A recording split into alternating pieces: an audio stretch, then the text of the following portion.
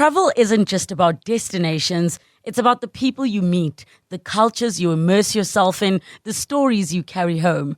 I'm Relebogile Mabocha, and on my travel feature, I take you on a journey beyond the guidebook. Each week, I connect with fellow travelers, insiders, and storytellers to bring you the heart of every place. Whether it's a hidden gem right here in South Africa or a dream destination abroad.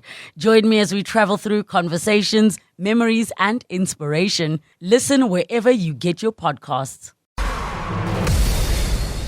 In our travel segment today, we are going to invite you to explore Cape Town from the air because we have with us a local helicopter tour company that's recently won a quite significant international award. And we thought we'd take the opportunity to get them into studio and chat to us about what it's like to explore our city in this way and what goes into running a successful, well-run, well-organized, well-maintained fleet of helicopters that keeps on offering this wonderful bird's eye perspective on our city. I'm talking about NAC Helicopters Cape Town. You might have caught the headlines a day or two ago that they were winners at the World Luxury Travel Awards in Belfast last month of Helicopter Charter's Global Winner 2024. Congratulations, MD Gary Wilson with us in studio today. Huge accolade for your team, of course. Thank you, Pippa, and thanks for having me, and good afternoon to your listeners. And lovely to have you with us today to talk about this. If anybody has questions, maybe you are like me, somebody who has never been in a helicopter, because I am afraid of heights and I am nervous about the concept, and I hope Gary is going to settle some of those nerves for me and perhaps convince you to give it a try as well. Before we do that, though, tell us a bit about the history of NAC Helicopters. How long have you been operating? Okay, so NAC Helicopters down at the waterfront started off as NAC Meccano. It was a joint venture with Meccano Investments, 24 years ago already. Yeah. So we started off back in the day with one helicopter and I think it was 4 staff members down at the waterfront, and steadily grew over the years. While there's been so many changes, our old facility was lots of fun, lots of memories. But then we went into COVID and the waterfront decided that would be a good time to start thinking about building a new heliport facility down there, which is really, really nice now. It's a nice first world facility. Certainly a huge step up to where we were before. Okay. And although there is still a lot of construction going on, the waterfront is a development company, as you know. So there's a lot of construction still going on down there for the next 5 years or so. So we find that guests are getting a little bit lost getting down to the down to the new airport. Yeah. But there's nice big signage up now, and we live with it for a while. Yeah, it's the sort of the short-term pain for what will inevitably further down the line be a long-term gain. It's an absolute pleasure being at the waterfront. I mean, that's obviously where the tourism hub of the city. So we get the feet count through the waterfront, which is great. But going back to who we are. So when we were in NAC Meccano, we got together and we were trying to get the landing rights to go at Robben Island. And of course, it's a little bit of a political hot potato, I guess. We never ever got that right, although we were in partnership with Meccano Investments, who the ex-political prisoners. I used to work for one of their companies, So, at one stage they were my bosses. And then as the years progressed, NAC basically took over that share. They didn't want to be in aviation anymore. Okay. So NAC, we're part of the NAC family. We're very proud to be part of the NAC family, which is the largest general aviation company in Africa and certainly one of the largest in the world. Okay. So we operate just at the moment just over 100 aircraft, 52 of which are helicopters, which few people realize. They get to see small little NAC down at the waterfront in comparison to the bigger picture. So NAC, just very briefly, NAC, you've seen the NAC Helicopters, which fly around the countryside. That's our contract. We have a part ownership with a company called Discovery Jets in Florida, which is a executive air charter business. Okay. Various other things. We've got international operations throughout Africa and the Middle East. Which is based out of Joburg and Malta. So yes, we have Universal Air Evacuation, which are basically full life support Lear 35s. Yeah. So we would be the company that if you can either afford it or have the insurance to do so, we would repatriate you if you have a bad accident overseas somewhere. Okay. So they're full life support on 24-hour call. I think their call-out time is within 2 hours or so. Sure. So they have doctors on standby and that kind of thing, which is great. So just a very brief outline of NAC as a whole. Then how we fit in. So I always call our little operation a tourism company, not an aviation company, because that's what we do. Okay. Very high percentage of what we do is tourism. And of course, being being in Cape Town, where really could you fly in a nicer city in the world? Yeah. So we've grown to the extent that, as I say, I started off by saying we had 4 staff members originally. We're up to like 35 now. Okay. We, at the moment, operate 6 helicopters, but they honor at our call. If we need more, we just can bring down from Johannesburg. Okay. But it's a matter of sort of, it's a juggling act, if you like. We can bring down extra machines if we need to. So what we primarily do is, the tourists, what people like to call flips around the peninsula, shorter flights starting at sort of 12 minutes to 15 minutes, which goes along the coast to the 12 Apostles and back, and then down to Cape Point. So we have 4 standard flights. We have what we call the hopper flight, which is the short one, and then we have what we call a Chapman's Peak, which is a little peak. Okay, take a peek at Chapman's. Yeah. Okay. So it's funny enough, people really respond to that. And then we have what we call, we've just renamed some of these things. So we had what people would know as the 3-bay tour, which we've just renamed the Table Mountain 360 tour. Okay. And that goes all the way down to Noordhoek and then across to Fishhoek and back over the suburbs, which is really nice. But if you want to see Cape Point, that's definitely the flight to do. Okay. I think we find that generally tourists have 3 or 4 days in Cape Town. So, if you're going to go down to Cape Point and, get the view from the landward side, it's pretty much takes up a day of your time. Yeah. Whereas we can do it in sort of 45 minutes or so. And you don't have to stand in a queue at the door to get through the gate. Exactly. Yeah. So you get such a nice view from the seaward side with Table Mountain as a backdrop. It's that's really the money phenomenal. shot. Yeah. Yeah. So I'm going to answer your question about your fear of flying. I think in 35 years of flying for me, and a lot of it at the waterfront, because I started flying back in the day for Court Helicopters when we still had the John Rolfe contract and all that kind of thing. And then I did offshore work and out to the rigs in Mossel Bay and that kind of thing. But I've spent a long time at the waterfront. Probably in total, Court Helicopters were the first operator as such down at the waterfront. Yeah. Also, just with one helicopter, and they started the whole thing off with sightseeing flights. Yeah. And that must have been at least 30 years ago. So I think with the way that the waterfront has grown since then, I mean, I think there's, and I'm sorry, I'm just taking I'm trying to make numbers in my head here at the moment, but there must be at least 24 helicopters operating there over season. Sure. Yeah, Okay. so really, really busy. But your fear of flying, I think in the let's call it 22 years down at the waterfront, I think I've had 2 people that have actually felt ill. And really? I mean, that's all. That's a tiny percentage. I don't fly too much anymore. But I think people have this fear of aeroplanes, and a lot of people get airsick in aeroplanes, and helicopters, it's just for some reason or another entirely different. Sitting in a helicopter, you can see what's going on around you. People are not afraid of the height. I've had people saying, gosh, I'm terrified of heights, and they get into a helicopter and they feel quite comfortable.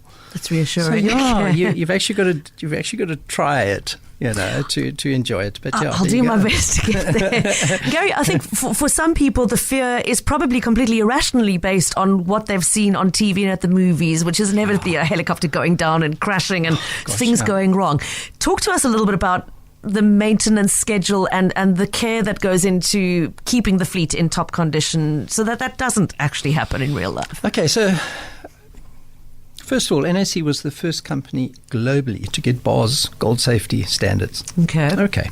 So we are audited on a continuous basis by the Civil Aviation Authority. With NAC being the size they are, we have company audits every 6 months. Maintenance is actually pretty good in this country. I mean, maintenance is monitored so closely, and it's a lot of the machines you've got to do let me call it a service. Okay, we call them MPIs, but it's a service every 100 hours or so. Okay. We have ongoing what we call snag lists. So, I mean, it's like a car. I mean, you can lose your indicator light, for example. I mean, that kind of thing gets replaced straight away. But I think the most important thing is people must realize, not just with helicopters, but with aeroplanes. When there's an aeroplane accident, so many people are affected at one given time. And if you think about the amount of people that travel on a daily basis around the world, it's it's safer to fly than it is driving in from some Soweto town every day, which is what I do.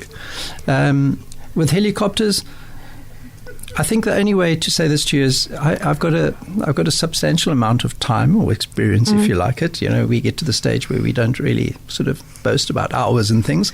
But in my career, I can honestly sit and say that I haven't had any sort of major problems to be concerned about. That's also a substantial amount of time sitting in a helicopter. Yeah.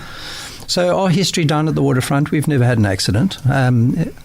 I would not even hazard a guess as to how many hours we've flown since we got down there 22 years ago or so. It is.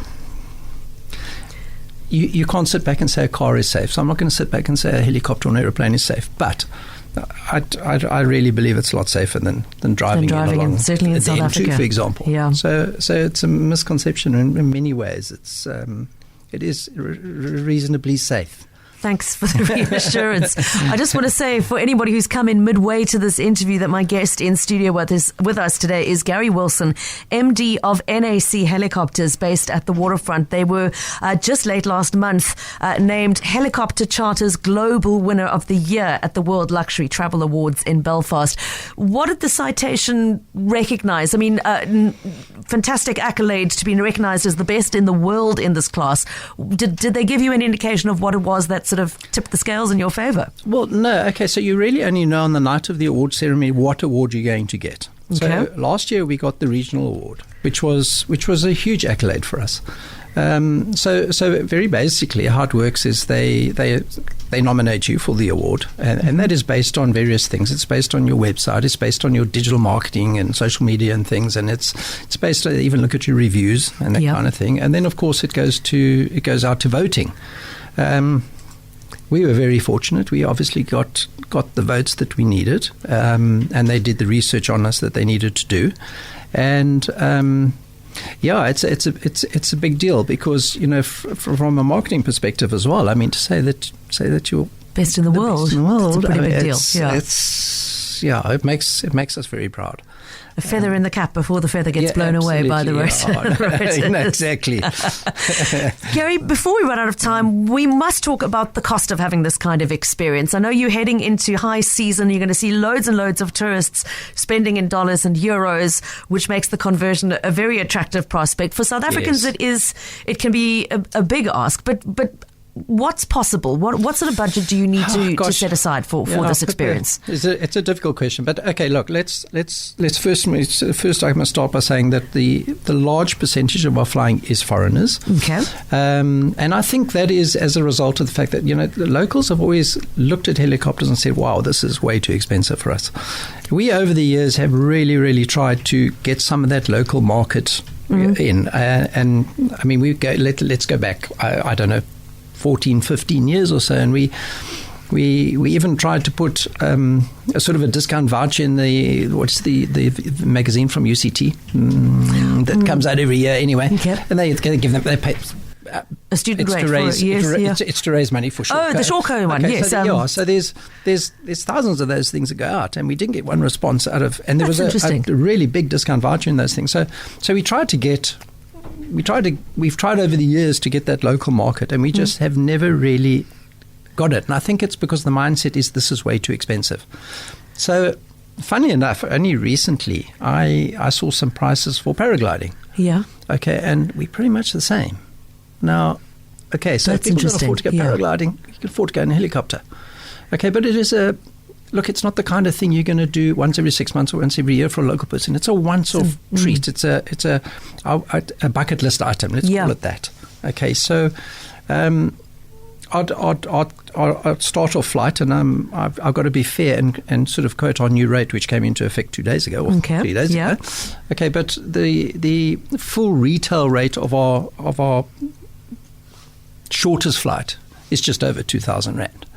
Really? Now, if you think about it in the bigger scheme of things, I mean, I can go down to the shop, and before I know it, I've got sort of a basket of food, which has cost me 1,000 rand, So it's not out of reach. And if you look at it as being a bucket list item, it's well worth doing. And it really is a treat. I'm not just saying that. It really is a treat. I mean, to see Cape Town from there is special. It really is nice. So then the final question is, hopefully listening to this, you're converting a couple of CapeTalk listeners. You're going to go, you know what, that's much less than I thought it was. And I'm going to give it a try because he's convinced me that it's going to be safe and I will be okay up there. What's the best way to connect with you? Website, social media, where do we go? Website's a good place to start because it has all of our details on it. It gives you a very nice breakdown of the routes that we do. It's got the pricing on there. It's got everything in there you need to know. Otherwise, you can get in touch with us. You can call us to chat about it. But there's numerous ways to do about it. You can. But the easiest is to go to NAC Helicopters CapeTown.com. That's correct. Absolutely, yes. Gary Wilson is their MD. A pleasure to have you with us today, and all the best for the silly season. I'm sure your numbers are growing as we speak. So thanks for making time to step away from all the tourists waiting for their flip. Appreciate it. Thank you so much, Pippa, and thanks so much for having us. And congratulations to the whole team. World Luxury Travel Awards winners of the Helicopter Charters Global Winner for 2024.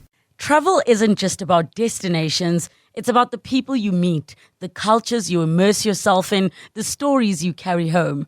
I'm Relebogile Mabocha, and on my travel feature, I take you on a journey beyond the guidebook. Each week, I connect with fellow travelers, insiders, and storytellers to bring you the heart of every place, whether it's a hidden gem right here in South Africa or a dream destination abroad. Join me as we travel through conversations, memories, and inspiration. Listen wherever you get your podcasts.